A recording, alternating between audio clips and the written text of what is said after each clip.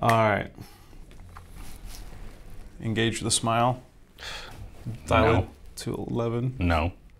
It's like flat out no. I'm drunk. Hey everybody, I'm Exodor. Let's get to the questions. What are your plans on keeping both new and veteran players around? Well, a lot of the systems we're working on for DB 1.0 are tailored to really all players, new and veteran alike. You know, by giving you different goals to go for. We've talked about a few of them, say weapon attachments. So you know, there'll be a lot to do for new players, for veteran players. You know, just different things to do, different things to try, and different ways to get them. And the other side of that is also focus on engagement, and what that really means is simplification of development involvement around the recurring or repetitive events or any of the fun or exciting weekends where we've done like double this or double that. And as part of our 1.0 roadmap, we're aiming at simplifying the tools and systems around it. And you'll also see more of those. And we're hoping that this combo will actually deliver more engagement for new players and veteran players to be continuously engaged. Any news on weapon card crafting and polishing?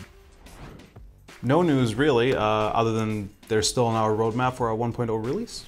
Yeah, that'll give you a way to deal with your duplicate cards. It'll also give you a way to polish the weapons, you know, whatever you see fit. Whether you like a particular skin, you'll be able to pursue that. Whether you like a particular gun, you'll be able to pursue that. That's all coming for 1.0.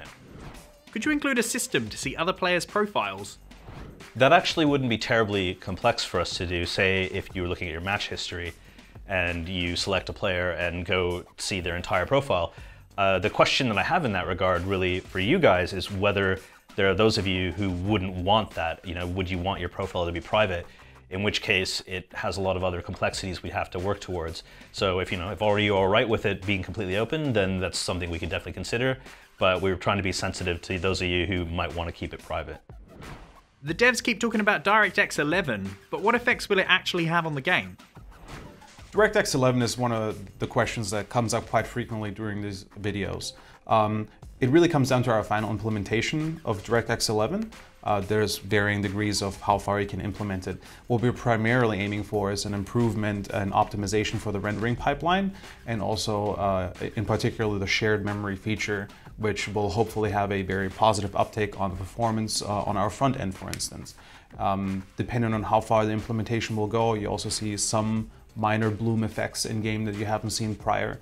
But the primary reason for implementing DirectX 11 is just because its code is inherently more optimized than DirectX 9. Phantom's pretty whack right now. Any plans on preventing such a thing from happening with future reworks or new Merc introductions?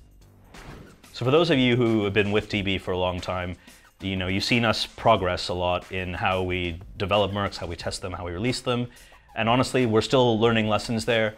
The tricky thing with Phantom is, honestly, stealth. Stealth is one of the hardest things to do in any game, much less a first-person shooter. And you know, we're taking more and more time to test things, more and more time to polish. And this is a case where it still hasn't been enough. And we've announced some changes. Some more changes will be coming for Phantom, so stay tuned for those. Can we expect more updating on the UI? Katata Fish and I briefly touched on it in our last video. I mean, obviously the UI team continuously aims at improving the UI or adding new features to it as well. And I mean, it feels like they come up with something new pretty much every other day, and I get to be the bad guy and be like, oh no, we can't do this, or we should do that. In any case, you've seen a lot of their really amazing work so far, and just the work alone that they've done with Merc decks. For 1.0, we actually have 4 very distinct things that we're currently investigating, and it obviously has to be balanced with overall performance of the front end as well, and trying to deliver the best and most simplified experience as far as the UI goes for you guys. Yeah, I suppose one of the critical things is that's their obsession. They want to make the game better for players, really at all costs for you all. So you know, that's why they're always canvassing the community. They're very engaged when it comes to asking you guys questions. So please continue to give them feedback. Will there ever be a Stopwatch casual matchmaking?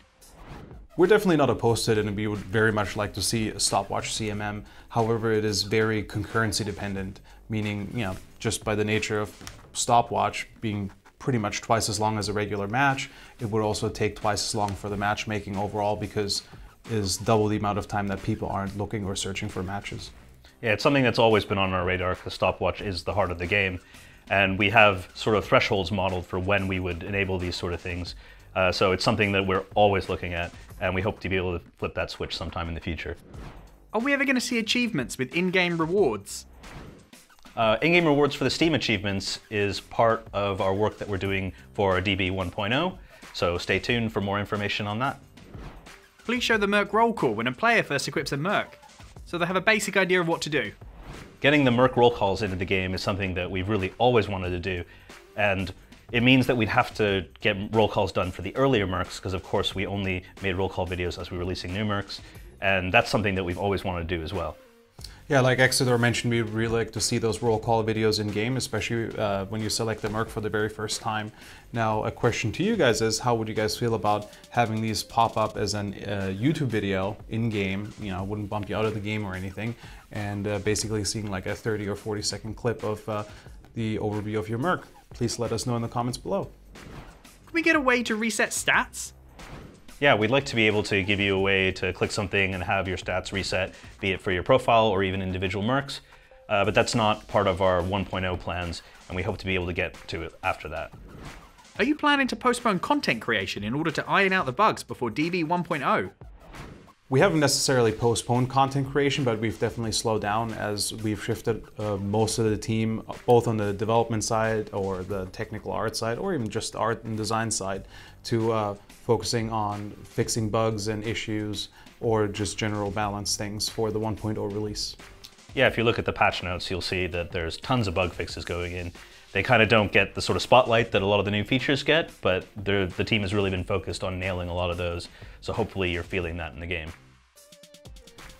Thank you for all your questions. If you have any additional comments or any new questions, please leave them in the comments below. Take care, everybody.